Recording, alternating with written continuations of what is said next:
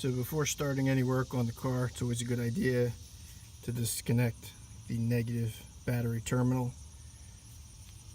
Classic 10mm wrench. Alright, so this is for a P0138 and a P0607 on a 2012 Toyota RAV4. I've been looking around online to find a video that showed where the oxygen sensor was. There's not many for this vehicle. So what you need to do, you need to jack up the passenger side of the car, and I'm going to show you where it is.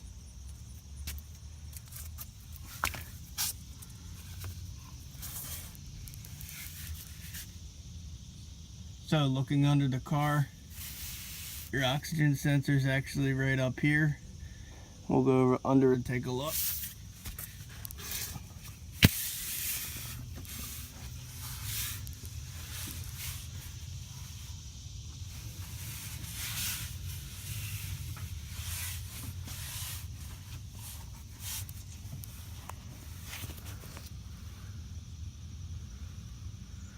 Alright, so I'm directly under the car. That's the passenger side front wheel. If you look here, this is your oil pan, this is your drain plug, and if you look right up there, there is your oxygen sensor, bank 1, sensor 2. A lot of things I read online said that you need to disconnect it from the inside of the car.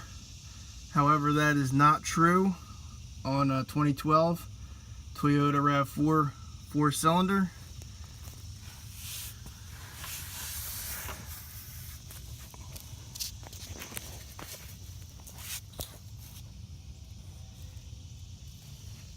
As you can see, looking straight up, you can see that the harness is right up there. So it needs to be disconnected from there and then loosened from the exhaust here. So I'm going to go ahead and take this off and then show you the new one installed. Alright, so I'm currently under the car trying to disconnect the harness, which I've already done, but I'm going to show you how to do it. Passenger side front wheel. Okay, best place is put your right hand through there to release the clip, which is located at the top closest to the firewall of the car. And then if you can squeeze your hand in right down here where the oil plug is, if you can get your left arm through there and your right arm through there, you release the clip with your right arm and pull with your left arm.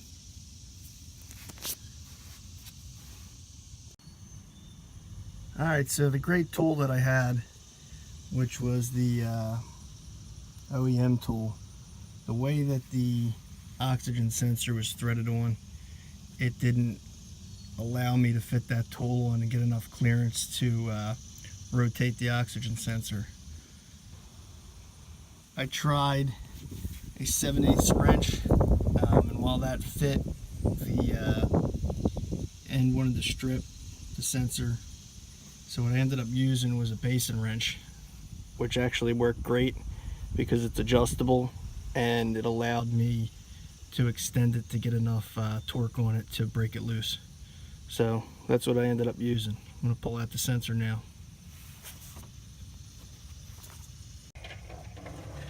Alright, so the sensor's out. That's what it looks like. I decided to put the light on my phone. It actually shows up a lot better.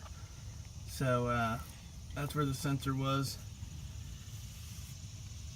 Again, if you look up, there's your oil pan drain plug, and it's right back there.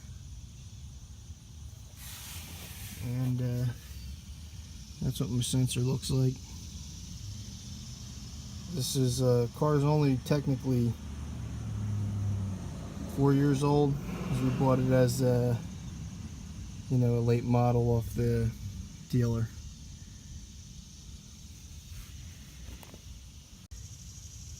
Alright, so here's the new sensor against the old sensor.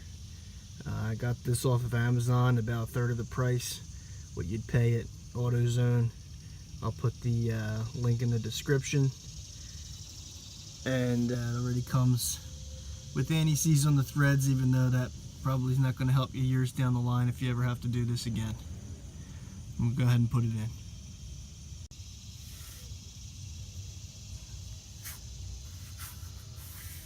Alright, so the oxygen sensor is installed. There's the new sensor, and then you can see straight up, there's the clip. Some final thoughts about the installation. Don't slice your hand on these.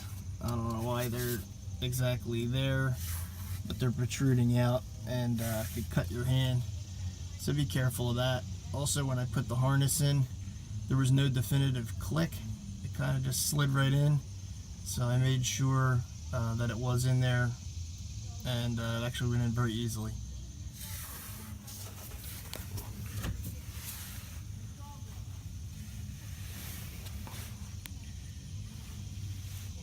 As for the tools, the tool that I thought would be most helpful in the front was completely worthless during this installation. It would not go onto the oxygen sensor whatsoever.